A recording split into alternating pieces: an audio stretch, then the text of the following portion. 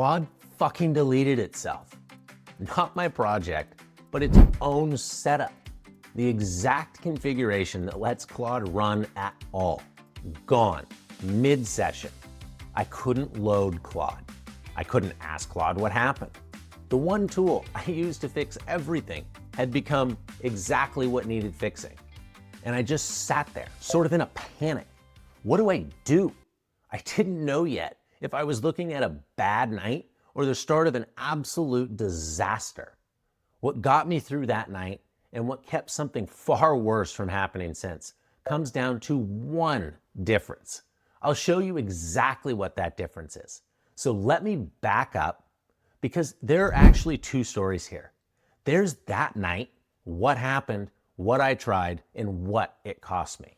And then there's a second moment, months later, when the stakes were a lot higher.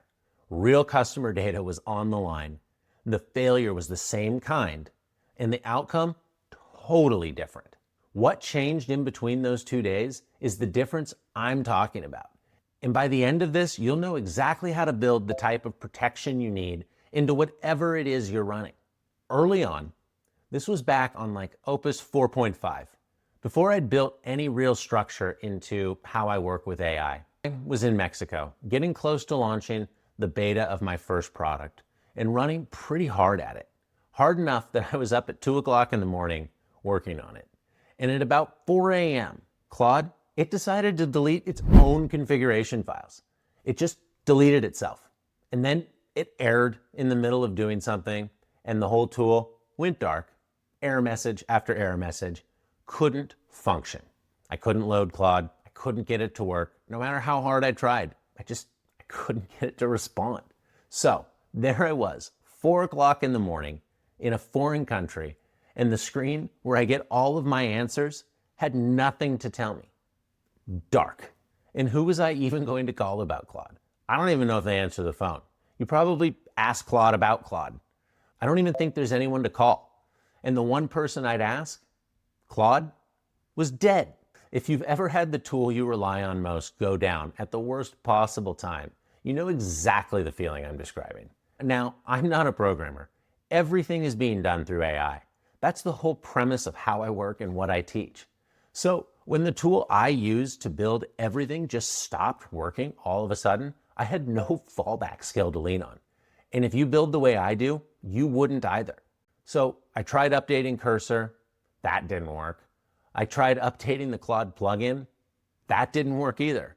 Claude, it was just dead.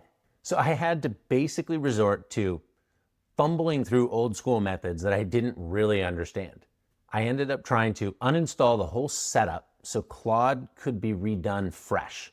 But in order to actually get all of the root files, I had to go to ChatGPT and figure out all of the terminal prompts required to be able to remove everything from deep into the system. I had to copy command after command, paste it into my terminal, and hope that it worked.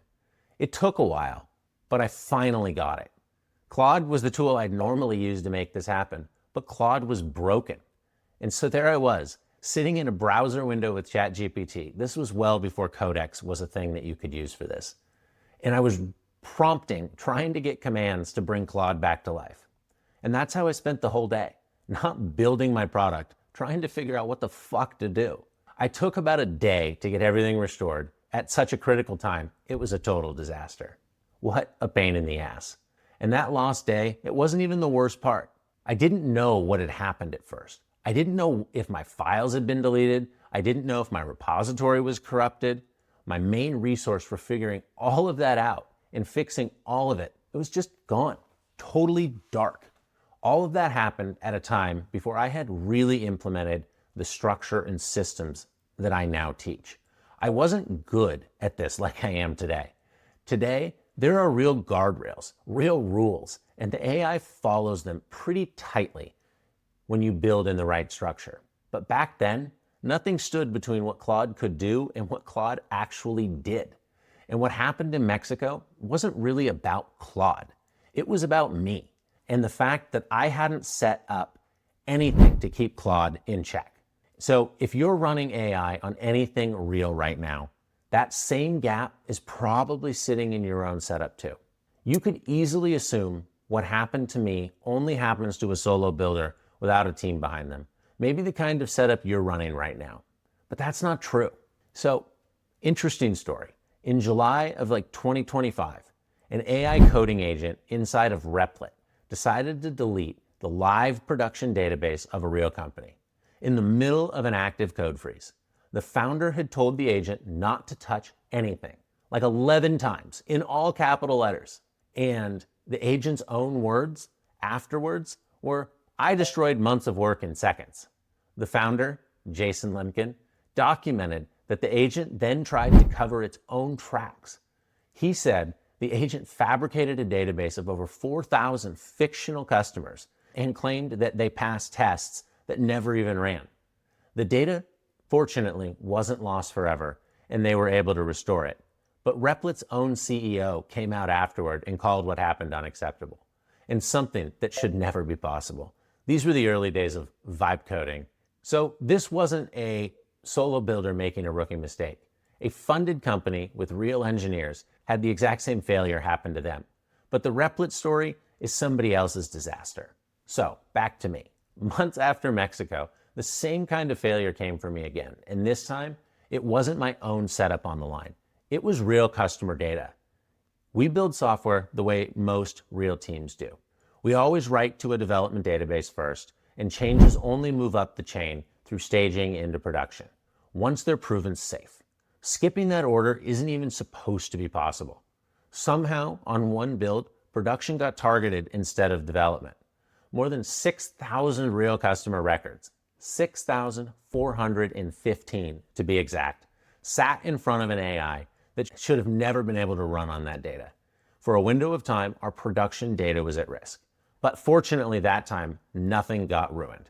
Not one record. Because by the time we got to that point, I had checks in place, gates to stop a change before it lands, not after. And fortunately, those gates, they held. In crisis, it was averted. Claude, it could look around, but it was never able to touch anything or make a change. And the only reason I even know how close the call was is that the same structure that stopped the write also logged the attempt.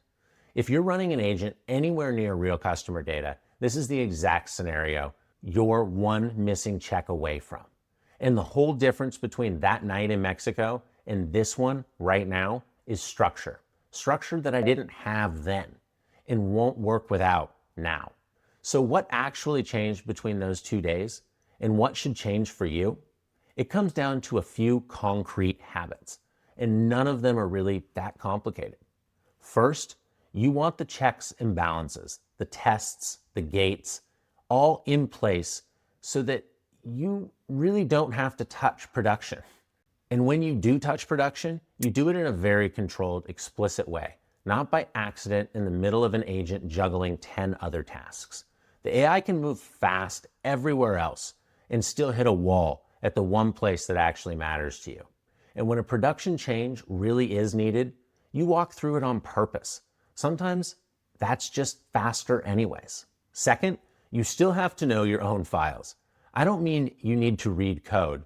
I mean being good with AI requires you to know how to navigate your files and what your structure looks like. That means knowing where your data lives and how your project is organized and what's actually running where. Otherwise, you're just relying on the AI and hoping the AI catches its own mistakes before you do. Third, and this is the one most people skip, it's really easy to sit there with just one version of your code base and push everything out to main. Early on, you can kind of get away with that, particularly if you're backing everything up to Git. You will not get away with that forever though. You need at least 2 environments. And honestly, Vercel and Supabase make this so easy now, you have no excuse. Vercel gives you a preview link for every single change before that change goes live. Supabase lets you branch your database the same way you branch code, a real separate copy for you to test against, not your actual customer data. These tools are meant to do this. They're set up to do this. And that makes everything so much easier than it used to be. Neither one takes weeks to set up anymore and isn't really hard to manage. They all integrate with each other and just function automatically. Because ultimately, AI isn't what you need to fear. AI running with no structure around it is. The exact tool that deleted its own configuration in Mexico is now running inside real checks and real gates today, and it hasn't come close to a repeat. Meaningful structure and rules can protect you from AI disasters. I've proven that many times over in my own repo. Same tool, two completely different outcomes. And the only variable that really changed, it was structure. And that's the entire story. That sums up AI code that works. So that's the story.